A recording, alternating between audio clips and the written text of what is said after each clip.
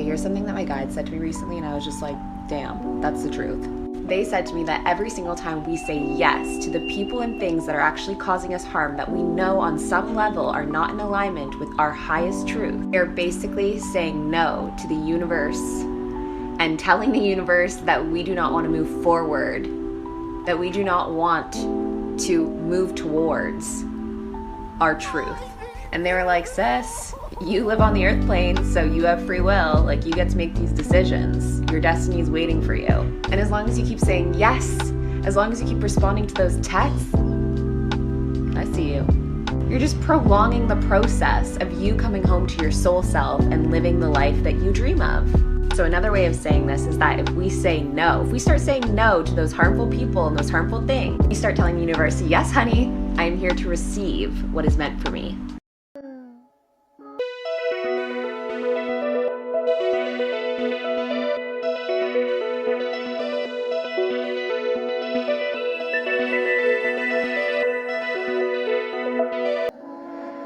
You're one of those Christians that likes to force your religion on other people. Please keep scrolling. Thank you. I had this download yesterday about heaven and hell. Heaven in the Bible is described as this like peaceful, beautiful place you go to when you die. Hell being the complete opposite of that. Now, everything has its polar opposite, which is the reason why life has meaning. Now, eternal being the key word. Why would I want to live for the rest of eternity in a place where happiness and peace lack meaning? And you know, that's not to say you won't enjoy it, but the thing is that it's eternal, meaning forever. So, at one point, you're bound to feel meaningless. I mean, to me, that just sounds like an alternate hell. But this isn't even the full epiphany. Follow in life for part 2. So, disclaimer, I'm not claiming this to be true or not. This is just a theory that I had, and it makes sense to me. Alright, so this is part 2 to my last video, so go watch it if you haven't. Okay, so keeping in mind that we live in an infinite universe where anything and everything already exists, I do believe that the Christian God is real. Yeah, and heaven and hell are real as well. They're just realms. They're just alternate realities where a human can decide to shift their consciousness after they died, since it's not tied to the body, since the body died, right? Shifting is real. I've done it, and if you're a shifter, you know it's real. So what is it to say that after your body dies, your consciousness can't be transported into another reality where you live eternally, happy or in hell, heaven or hell? Part 3. Sorry. Part 3.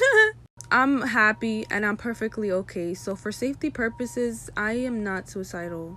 Neither do I have any health complications. Now I'm thinking about the fact that the Christian God needs you to follow him willingly. He needs you to follow his word willingly with faith because you want to. Now that leads me to believe that he cannot take your energy if you do not give it to him willingly. And that applies to anything. So he needs you to invest his energy in him in order to have power. Whoa, this is all a theory, but when you die, if you believe you're going to heaven, you're going to go to heaven. You're going to go to that reality of heaven.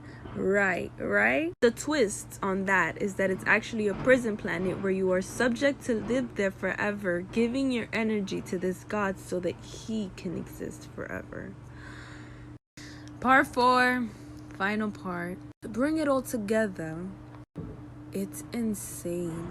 It's crazy how much Christianity has been pushed into our society, especially POC. And I say it's insane because Christianity literally approved of our ancestors' enslavement. Now, people talk about this higher being, this entity that is controlling everything, that's behind the scenes of everything. Why would an entity just want to have Earth? What if this entity is collecting souls, collecting energy? This entity convinces people that it is God in order to steal from source because it wants to exist forever, because that's the only way for it to exist. How you like that? You gon' like that? Da da da da da da da. thou shalt not skip over the non-honorable ancestors. And I'm going to tell you why. There's a lot of people within different spiritual communities. And I can tell you from the BIPOC community, a lot of people have a hard time working with their non-honorable ancestors. But I'm going to tell you why it's really, really important to work with them anyway. Not everyone's going to agree with me on this topic, but I don't give.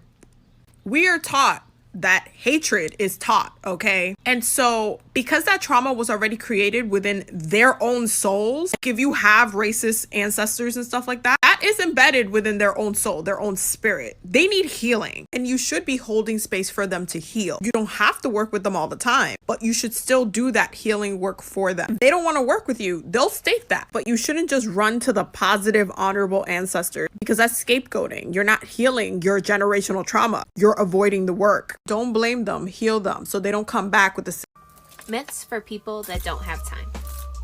So one time, Odin was having a beach day and he came across 9 beautiful ladies, giants. He wed all 9 of them, and in doing so, they combined and birthed a son, Heimdall, who became watchman of the gods. One night, Heimdall, chilling on the Rainbow Bridge, heard a sound coming from Freya's palace. He heard the flaps of Loki's wings, who had turned into a fly so he could break in and steal her golden necklace. Loki couldn't get the necklace off without waking Freya up. After standing there, like Katie from Paranormal Activity for a while, Loki changed into a flea and bit Freya's side. She moved, didn't wake up, he got the necklace and ran. Heimdall went after him.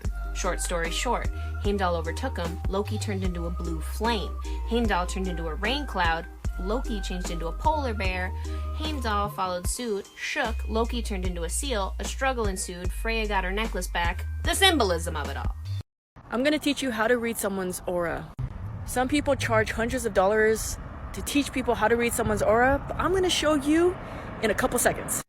Ideally, you wanna do this on a very sunny day or under light. You take your hand and you wave your hand like this.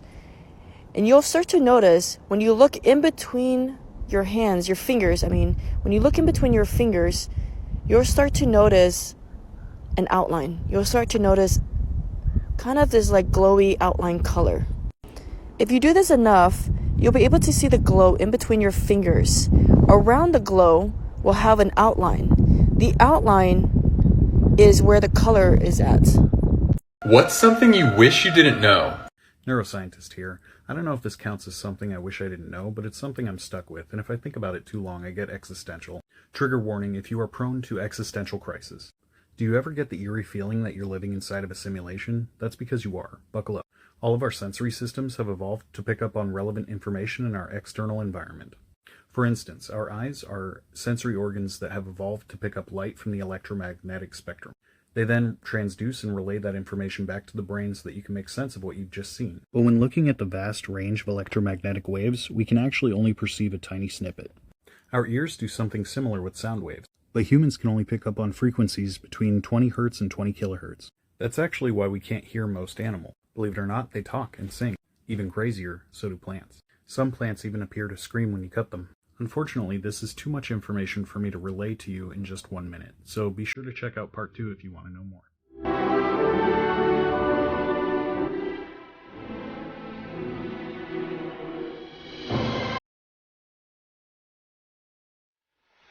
Have you ever heard of the 5 petals of Venus?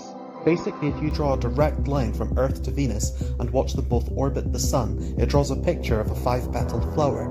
It takes precisely 8 Earth years to do this. And what I find interesting about that is that 8 years is the period given to Venus within astrology of all things.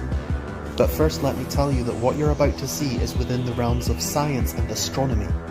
So we see both of them orbit the Sun, and a direct line between them begins to form a pattern. That's 1 full Earth year. Now you're about to see a second full Earth year. Okay, now let's go back to the beginning and show you 8 full Earth years in fast motion. 1, 2, 3, 4, 5, 6, 7, 8. Boom. And those are the 5 petals of Venus. Follow me for more info and content like this. If you've spent any amount of time in spiritual communities, you've probably heard some variation of the idea of we are all spiritual beings having a human experience, or you don't have a soul, you are a soul, you have a body, right? Whether or not this is actually true is completely irrelevant, because ultimately it does not facilitate a deeper and more grounded experience of spirituality. For millennia, we have been taught that our purpose here is to ascend, to leave this plane, to leave this body, to be free of the prison of human experience, to be free of suffering. Here's an alternate perspective. What if the most transcendent spiritual experience we can have is sinking deeper into the body, experiencing the material world in all it has to offer, experiencing pleasure and pain and everything in between, the full spectrum of human emotion, recognizing the divinity in being human, not in escaping our human form or escaping this earth, but actually recognizing this experience as divine. Just a cigarette, and it cannot be that bad. Honey, don't you love me, and you know it makes me sad. This is what I mean when I say that a lot of y'all are not in any way, shape, or form ready to be doing a lot of the stuff y'all do and sharing it on this app. Outside of the glaring issue in that video, this child is 17. I am real big on people falling and bumping their heads. I really am. I think that crash courses can be helpful, but this is endangerment. You are 17 years old and have invited a random entity into your bed. Do you understand the hell you can unleash on your life? No. And then what makes it worse is that she put a tutorial up for other young, impressionable, naive people. Oh my fucking god, guys.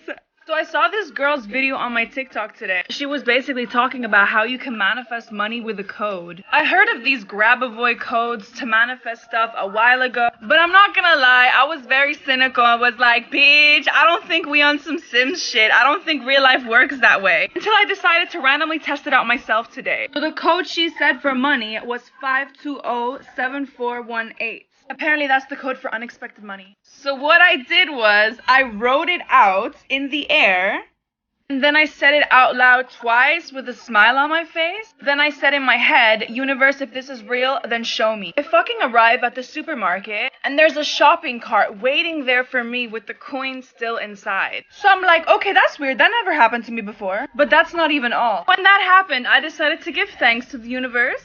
And when I got home, I got a random booking for my business. So I was like, okay, universe, how are you? So I'm gonna come in like, I just feel like shawty in the rain and she don't know how to race you. I just put a hoodie on my nigga and a 50 on my race. okay, well, I'm gonna head out. I'm not a main character, and I don't believe any of us are. Our role is more than that. We're writer, director, and self-casted leads. We only settle for the acting credit when we start seeing the world as a perpetual audition room, doing what we can to look and play the part when all along we're the directors running the project called Self ourselves. Behind the scenes, we power our own character development and pen countless script rewrites, like a rose that is only able to bloom because of what happens beneath the soil. So say it with me. I am not a main character. I am the whole production. 95% of the population are reacting to life. They're not really living at all. Success is a funny word. Nightingale had a great definition for it. He said a person's successful if they know where they are and they know where they're going and they're progressively moving in that direction. He said that success was the progressive realization of a worthy ideal. Anyone that has a goal and they're moving towards it, they're successful. We'll give you anything you want. Anything. Anything. Okay, I want this, just not that. Anything, anything, just not that. This is all I want, just not that. But this is all I want. I said, didn't I just say just not that? Didn't I just tell her? I don't think she know how this work. We can't give you that. It's not time for that. When will it be time? Not now. When? Not now. What do you mean by that? I'm finna kick her ass. How are we supposed to do this? Are we like, which way do you go? Up and down, girl. But I've seen people do it left to right. That's not the right way. Who said? Jesus.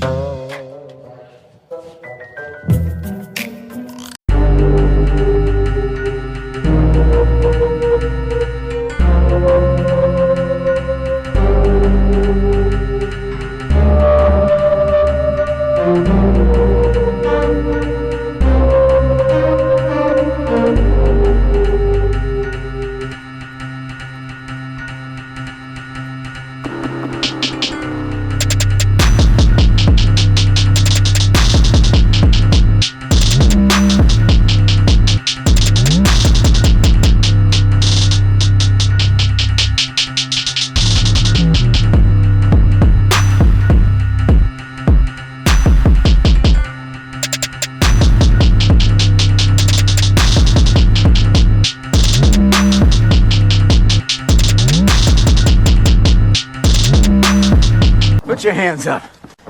No. What? I said no.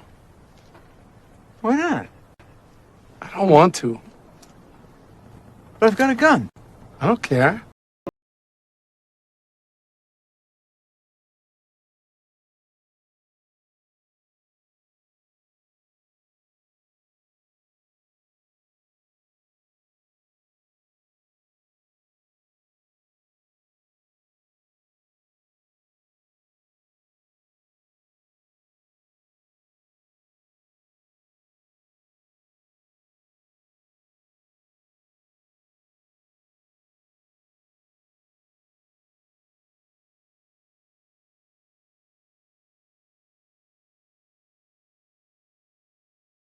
I'm about to put these crystals out under this full moon, you feel me? Crystal Cuz, what is you doing? What?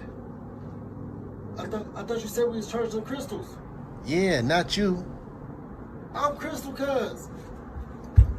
I'm trying to charge with the crystals, bro. What's the problem? You out here laying with them. It's the full moon tonight, bro. I'm trying to get charged up with it. I thought you said this part of the other rituals. It's something like that, but not all what you doing. Oh, it's not? It feel good outside though, huh? What if you're just internal archetypes that come from my own mind and really I'm just talking to myself? And so what if we are? Does that diminish the progress we've made together? No. Say you love us and we return that gesture. Surely, if we're part of your mind, you found a way to love yourself despite years of self-loathing. Many people do view us as internal archetypes. Some people view us as external. It doesn't really matter as long as you're comfortable with our presence. Where you process the divine in your spiritual experiences, it's up to you. Even if you veer into unseemly territory, you always right yourself because you always have. The nature of what we are doesn't matter so much as how we are influencing your life. And if we are influencing your life positively, then does the what really matter? So I did that meditation again, crying again. This time I connected with my higher self and I had hella questions, a lot of questions. She answered them all. First time I did this, I asked for my higher self to be revealed, and this is what I saw. It was like a circle like this, and then like the body was like this, and then it wasn't so much wings, and then I can't draw, but there were wings on the other side. And I was this tiny person. I had on like a white dress, and I was just in communication the whole time with this being. It was me. I asked for my ancestors to come through, but she said it's like a one at a time type thing. But they were aware that I was there and they could see the whole interaction going on and they were really proud of me. Got a couple of things in my life and basically I'm being my own blockage and I just have to believe in myself. How it be in a spiritual group chat. Grand Rising. I saw 1111 with my soulmate today. No one cares. Why are you attacking me with your ego? Did you forget to meditate today? No, fuck you. 222. I said my affirmations to so don't you are journal and do some shadow work. You're right. I'm sorry. My trauma got to the best of me. I love you. I love you. What's one ability you think you have that if you told somebody, they would look at you like you're crazy? Yes, I had to do this one again. I can spot people who aren't really people. Yeah, there are people walking around this earth that look just like you and I, but are just not. Earthbound entities. And I could start talking about the different types and even bring up reptilians and things like that, but let's specifically just talk about those people in your life that are toxic. There are people who enter your life with a mission to destroy it. Me as a light being and a shadow work witch am here to wake you up to this. That one person that's hurt you over and over and over again, but something about them draws you back in every single time. People will warn you, hell, they'll even show you, and that still won't be enough. It's like they've got a grip on you. And they do, an energetic tie. They latch themselves to you and feed off of you, ensuring that 1, you never meet your full potential and happiness. 2, they'll always have some good energy of yours to feed off of. Stay safe out here.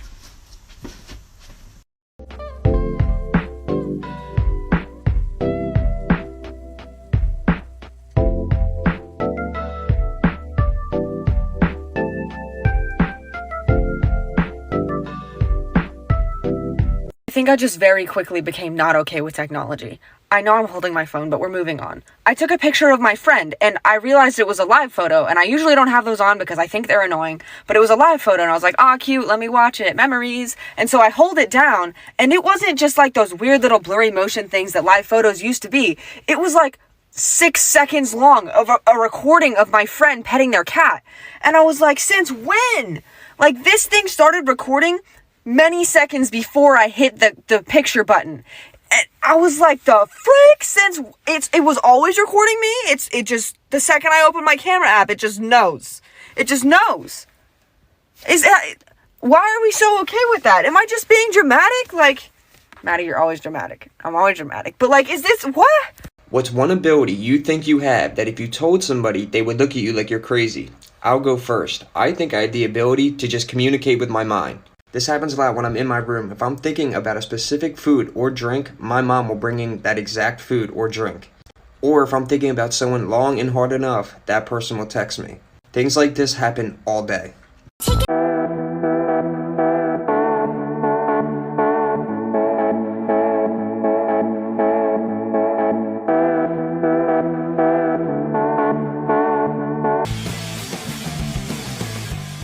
A sphere and a pyramid were having an argument about which has the best energy. The sphere had a really good all-around argument, but the pyramid made the better point. Is anybody else hungry? Because I got a really big appetite. What did the gazing ball say to the scrying mirror? I don't know what anyone sees in you. How do you make a cow fly? Bouquet. What did the stick incense say to the backflow incense cone? You know why people don't like you? Because you're always blowing smoke out your ass. You want to hear another rock joke? Give me a minute and I'll dig one up. Why do guys who are into stones make great lovers? Because they can make your bedrock. I want to go home, please. Why do you want to go home, Jane? Are you on drugs? Are you fucking on drugs? Why do I want to go home?